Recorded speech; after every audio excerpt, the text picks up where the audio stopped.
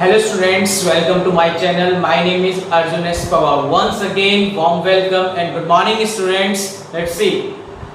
यार आपसे मैं लेक्चर 7 तक बात कर चुका पूरे चैप्टर के बारे में, ठीक है ना। लेक्चर 7 तक हमारे टोटली जितने भी कॉन्सेप्ट थे वे फिनिश हो चुके हैं। तो लेट्स सी एग्जांपल की हेल्प से समझते हैं क्वेश्चन को। यार देखिए क्या लिखा है यार, इन the given figure sides PQ and RQ of triangle PQR are the produced point S and T respectively if angle SPR is equal to 135, angle PQT 110, find the angle PRQ।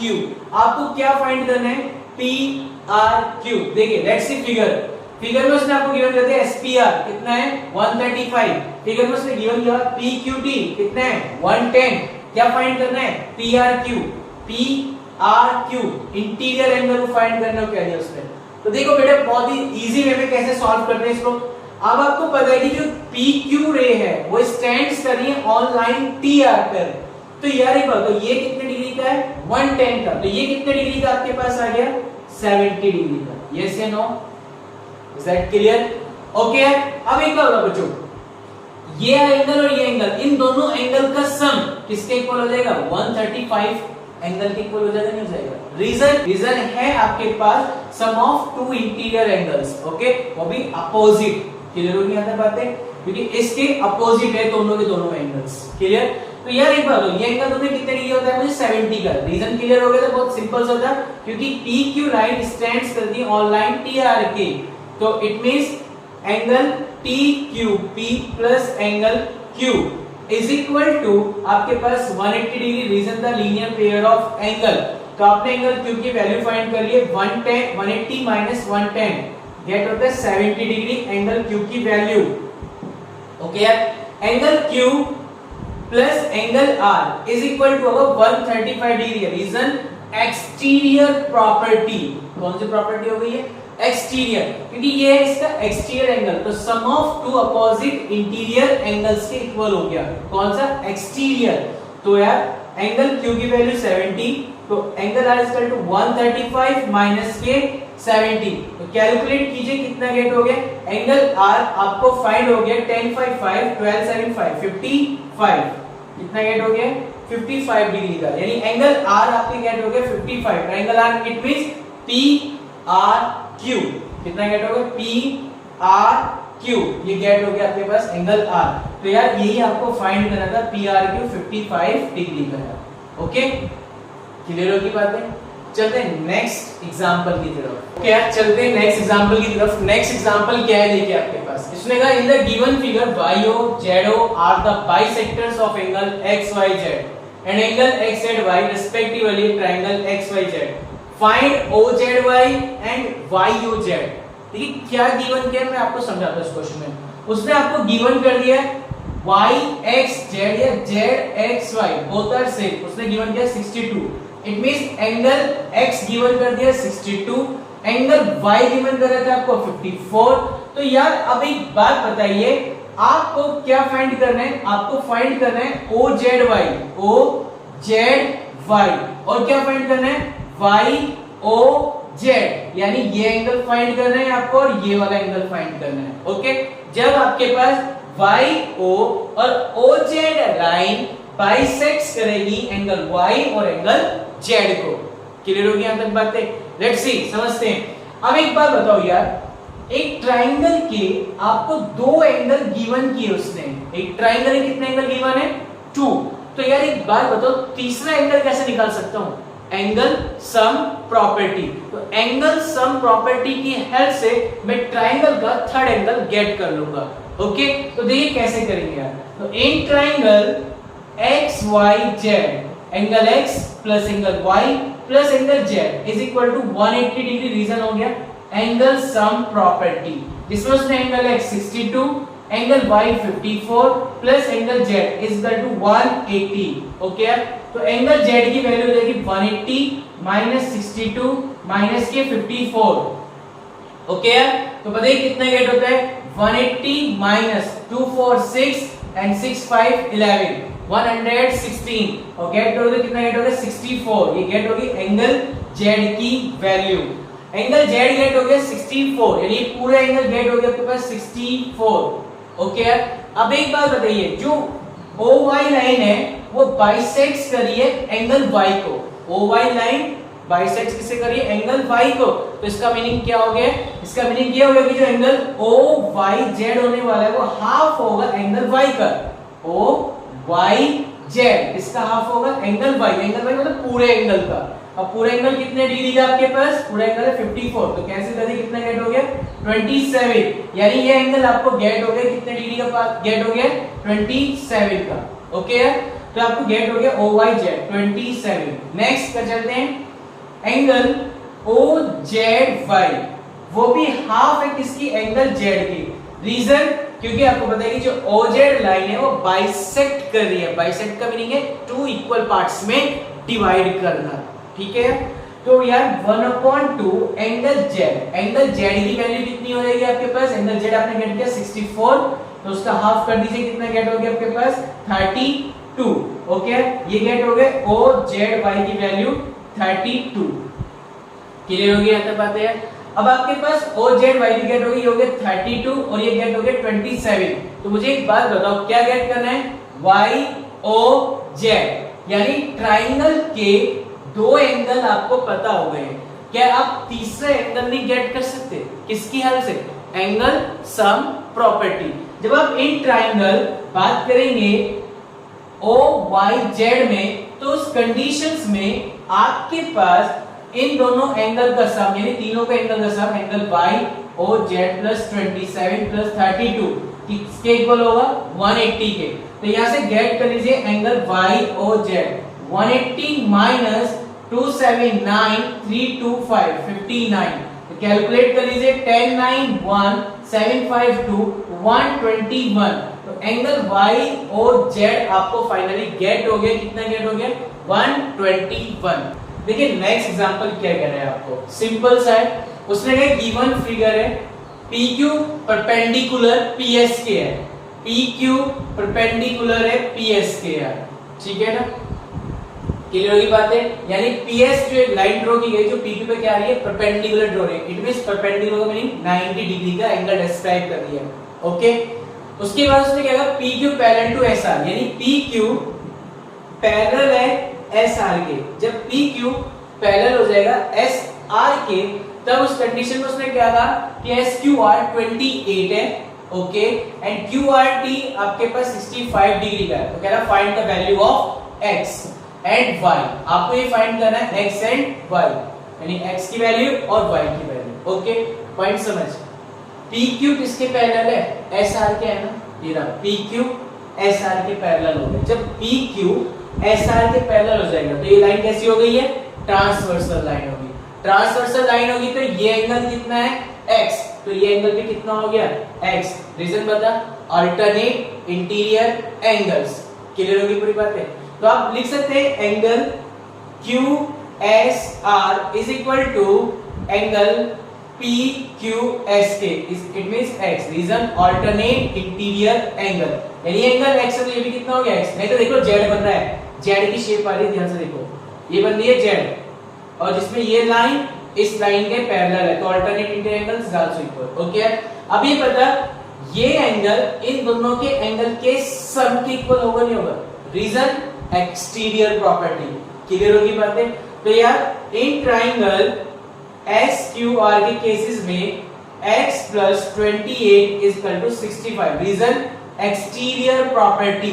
Okay, exterior property क्या होती है? Sum of two interior opposite angles. तो यहां से X की value कितनी gate होगी आपके पास? 65 माइनस 28, देखिए कितना गेट होता है? आई होप 27 गेट हो गया आपको। कितना गेट हो गया? 27। ये X की वैल्यू आ गई आपके पास, X गेट हो गया 27। ओके, तो यानी ये भी कितना गेट हो गया? 27। अब मुझे एक बात बताओ, इन ट्राइंगल PQS वाले ट्राइंगल में बताओ मेरे को, इन ट्राइंगल PQS या QPS, बात देखिए। ओके, दो एंगल्स मुझे नोन है कि मैं थर्ड एंगल नहीं गेट कर सकता। थर्ड एंगल किसके हेल्प से गेट करेंगे? एंगल सम प्रॉपर्टी के हेल्प से। ओके, तो गेट कर लेते हैं 90 plus 27 plus y is equal to 180। Reason angle sum property. तो यानी आपके पास गेट होगी y की वैल्यू 63, ओके। तो y गेट कितना हो गया 63। तो देखा आपने x और y की वैल्यू एंगल सम प्रॉपर्टी के हेल्प से कैसे गेट किया, okay. Pause the video and click the screenshot, okay. चलते हैं नेक्स्ट एग्जांपल की तरफ। देखिए नेक्स्ट एग्जांपल क्या है आपके पास, काफी इंपॉर्टेंट एग्जांपल भी है। इन the given figure the sides QR of triangle PQR is produced to a point S if the bisectors of an angle PQR and angle PRS meet at point T, so then prove that angle QTR is equal to half of angle QPR, okay. देखो बेटा, इसको prove करने के लिए हमें काफी easy simple point को use करने वाले हैं, ध्यान से समझना है। मैंने इनको नेम दे दिया, angle 1, angle 2, angle 3, angle 4, angle 5 and angle 6। As your choice, आप कहीं भी कोई भी नहीं दे सकते हैं, ठीक है ना। आपको जो प्रूव करना है वो ये प्रूव करना है यार कि जो एंगल QTR है वो हाफ ऑफ एंगल QPR के है। It means QTR, it means angle जो 5 है वो हाफ है ऑफ एंगल P का। ये प्रूफ करना है आपको। PQR का मीनिंग भाई QPR का सेंस कितना मीनिंग हो गया, एंगल P का। तो एंगल 5 हाफ है एंगल P का, ये प्रूफ करना है। तो हमने सबसे पहले क्या किया, इनको नेम दे दिए एंगल्स को, ठीक है। अब यार एक बात बताओ मुझे, इन ट्राइंगल QTR में, QTR ट्राइंगल के तीनों एंगल का सम कितने डिग्री का होगा, 180 डिग्री का। तो देखिए बेटा, angle 2 plus angle 5 plus angle, देखिए एंगल R, ये वाला एंगल कितने डिग्री का बन रहा है, 3 और 6 का सम है, तो एंगल का सम है 3 और plus angle 6 is equal to कितना हो गया 180। Reason angle sum property. Clear होगी बातें। यहां से एंगल 5 की वैल्यू बताओ कितनी आ गई। क्यों ले रहा हूं एंगल 5, क्योंकि आपको angle 5 is equal to proof करना है, ओके। तो angle 5 is equal to 180 minus angle 2 minus plus angle 5 plus angle 3 angle 6, okay. Angle 5 is equal 180 minus angle 2 plus angle 6 plus angle 3, okay. इसे डाल दीजिए कंडीशन नंबर फर्स्ट, ठीक है। अब यार एक बात बताओ मुझे, एक सिंपल सा पॉइंट, 2 और 1 हाफ होंगे। रीजन क्योंकि QT बाइसेक्टर है एंगल Q का। ऊपर से लिखा हुआ है गिवन फिगर में कि QR of a triangle PQR is the produced to a point S if the bisectors of angle PQR and PRS, PQR and PRS, तो यानी Q का भी बाइसेक्टर हो रहा है और इधर ये एंगल जो है 3 और 4 का जो सम हो रहा है इसका भी क्या हो रहा है, बाइसेक्टर हो रहा है। क्लियर हुई बात है। तो हम लोग बाइसेक्टर की हेल्प से यूज करेंगे। यार एक बात बता, जो एंगल 2 होगा, जो आपके पास एंगल 2 होगा वो हाफ ऑफ एंगल Q होगा, क्योंकि एंगल Q का क्या हो रहा है, हाफ हो रहा है। क्लियर हो गई अंदर बातें। First, second point. Third point क्या है भाई, PRS, ठीक है ना, इसका भी हाफ हो रहा है, यानी एंगल जो 3 होगा वो हाफ ऑफ एंगल PRS के होगा, ओके। तो angle 3 equal to half of angle PRS equal to 1/2 angle PRS के इक्वल हो गया। अब यार एक बात बताओ, angle 6 plus angle PRS is equal to 180 degree होगा, क्योंकि आपको पता है कि पूरे एंगल कितने डिग्री बन जाएगा, 180 डिग्री का। These are a linear pair of angles, okay? तो एंगल PRS की वैल्यू गेट हो गई 180 माइनस एंगल 6। क्लियर। इस वैल्यू को पुट कर दो थर्ड में, ठीक है, इसे पुट कर दीजिए थर्ड में। तो फ्रॉम थर्ड आपके पास एंगल 3 की value in terms of get होगी एंगल 6 में, तो 1/2 180 माइनस एंगल 6, ओके। अब आप एक बात बताइए, आपके पास 3 भी गेट हो गया है, आपके पास गेट होगी 2 की वैल्यू, दोनों की वैल्यू को पुट कर दीजिए फर्स्ट में। तो from first angle 5 is equal to 180 minus angle 2, angle 2 की वैल्यू है half of angle Q plus, angle 6 as it is plus angle 3 की value half of 180 minus angle 6। Okay देखिए 180 minus half of angle Q, ठीक है, plus angle 6 plus half की 180 से multiply gate हो गया 90, हाफ की मल्टीप्लाई 6 से तो 1/2 हाफ ऑफ एंगल 6। अब इसको इनसाइड मल्टीप्लाई कर लीजिए 180 माइनस, जैसे इनसाइड साइन जाएगा तो 180 और माइनस के 90, तो कितना गेट हो गया आपके पास 90 माइनस देखिए 1/2 Q एंगल 6 और हाफ ऑफ एंगल 6, यानी एक एंगल में से हाफ एंगल माइनस कर दिया, कितना रहेगा हाफ। ओके तो 1/2 ऑफ एंगल 6। ओके तो आपको गेट हो गया 90 minus half common angle Q plus angle 6। तो देखिए यहाँ पे क्या गेट हो गया एंगल Q प्लस एंगल 6, और एंगल 6 क्या है R है आपके पास, कितना है R, तो रख दीजिए यहाँ पे तो 90 minus 1/2 angle Q plus angle R, क्योंकि एंगल 6 को क्या बोलते हैं हम लोग एंगल R कॉल कर रहे हैं। अब यार एक बात बताओ मेरे को, एक ट्राइंगल के दो एंगल का सम मुझे पता है, ठीक है, तो थर्ड एंगल नहीं गेट कर सकता हूं, किसकी हेल्प से एंगल सम प्रॉपर्टी की हेल्प से।